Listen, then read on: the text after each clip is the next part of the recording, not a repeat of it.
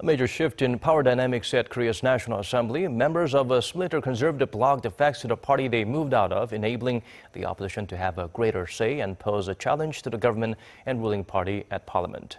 Kim Min-ji has the latest from the domestic political arena.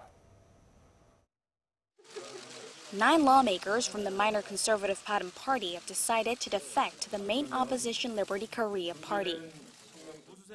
It's time for the Conservative bloc to counter the Moon Jae-in administration's poor management of state affairs. We have to start by uniting the conservative powers. The lawmakers plan to kickstart procedures to join the main opposition party later this week. The party's floor leader and acting chair Joo Ho-young, however, will wait to join them until after the Bareun Party's leadership convention slated for next Monday.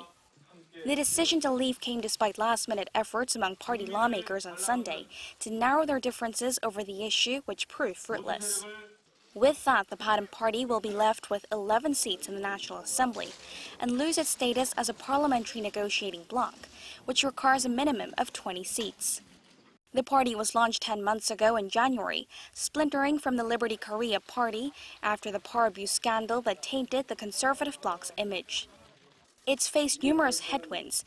After starting off with 33 lawmakers, 13 defected to the main opposition party just ahead of the May presidential election. The latest development means the National Assembly will consist of 3 negotiating parties: the Democratic Party of Korea, the Liberty Korea Party, and the People's Party. The main opposition party will have more leverage now, with 116 seats in the 299-seat assembly. Although not a majority, it's only 5 seats fewer than the ruling party. It now remains to be seen whether the lawmakers left behind in the Bareun Party will go on as a minority bloc, or whether some will form an alliance with the center-left People's Party, as both parties have announced plans to cooperate on policy.